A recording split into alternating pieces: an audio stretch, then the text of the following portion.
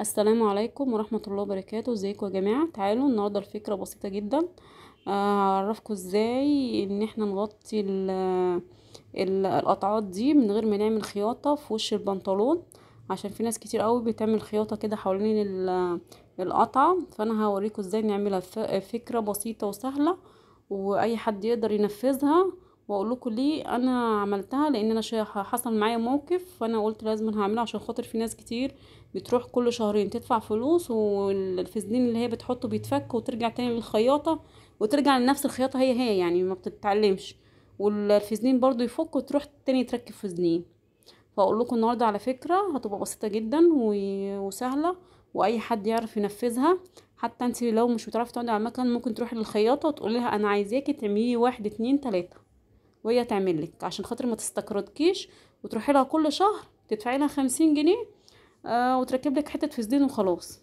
بصوا هنا انا جايه طلعت قلبت البنطلون بتاعي وجبت حته قماشه بيضه تكون لكرة يا جماعه، وابدا احطها بالشكل اللي انتوا شايفينه كده، من عند اول القطعه من فوق لغايه تحت، وابدا كده بصوا بسويها اهي. شايفين؟ بحطها كده عدل، وابدا اجيب بقى معايا دبابيس واحطها فيها عشان خاطر القماشه وانا بعملها ما تتحركش مني، واكون عارفه ايه الاتجاه بتاعها بالظبط. بصوا اهو، سهله جدا وفكرتها بسيطه، وما تخلوش حد يستغلكم، مع انكم بتخشوا تتفرجوا على الفيديوهات عندي وما فيش حد فيكم حتى بيسيب لي قلب. بشوفكم كده تخشوا تتفرجوا تطلعوا اكنكم ولا دخلتوا ولا اي حاجه.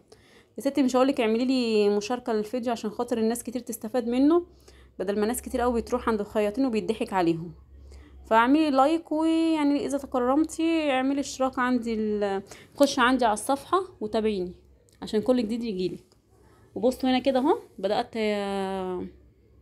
اسويها بالاطراف بتاعتها. بصوا اهو بالمقص، خلي بالك وانت بتعملي الحركه دي اوعي تقصي البنطلون اهو كده. سهله جدا بسيطه، ما فيهاش اي حاجه، ولا تقعدي تقلبي بقى البنطلون وتحطيه تحت المكنه وتشدي والحاجات كده. بشوف ناس يعني بيعانوا وهم بيعملوا الحاجات دي، معرفش ليه.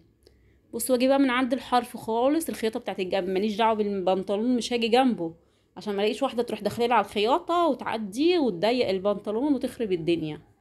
انا بقول لكم اهو، بصوا الخطوات عاملاها ازاي، وامشي كده بالراحه اهو لغايه الاخر، واعمل فرماتوره واطلع اهي. بصوا ادخل دي كده، رحت عملتها، وهعمل بقى فرماتوره صغيره هنا كده عشان الاتنين يمسكوا في بعض وخلاص. سهله جدا بسيطه، ما فيهاش اي حاجه يا جماعه. بصوا بقى ركزوا معايا في الحته التانية، عشان الحته التانية دي بتبقى معموله اللي هي على المكنه الكوع الاتنين داخلين جوه بعض، فالحرف بتاعها بيبقى ضيق جدا جدا جدا. بصوا شايفين حرفها بيبقى عامل ازاي؟ صغير جدا قوي. فبصوا انا هجيبها من هنا فهتبقى مضايقاني شويه. بصوا انا همشي شويه وبعد كده هقلبها من الناحيه التانية، فانتوا اشتغلوا من الناحيه التانية اسهل، احسن له اسهل. معلش يا جماعه، ما اعرفش المخارج عندي مالها. احسن لكم بكتير. بصوا كده اهي، لقيتها بتسقط معايا فهقلب الناحيه التانية. خلي بالكم فكره جميله جدا وسهله. وانا برضو قاعده عندها عند زميلتي، فاقولها طب ليه ما تقولهاش على الطريقه اللي هي واحد اتنين تلاته؟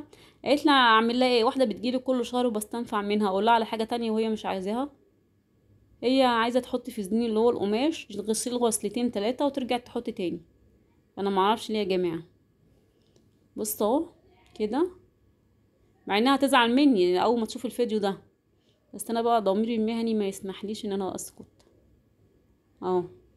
بصوا بقى بمشي بالراحه بالراحه خالص، ماليش دعوه بالبنطلون من جوه يا جماعه، بمشي على الحرف يا جماعه، بمشي على الحرف خالص.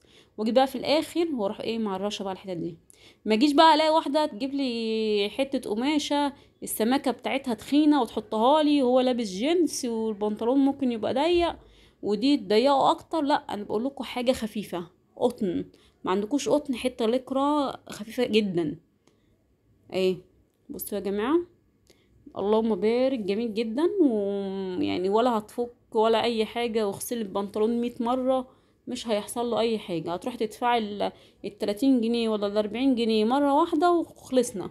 وهتعملي الرجلين بدل ما كل شهر تروحي تدفعي 50 جنيه عشان تركبي لي حته فازلين في كل حته، وبعد غصتين تلاته بتلاقيها تفك. شايفين عامله ازاي؟ اللهم بارك.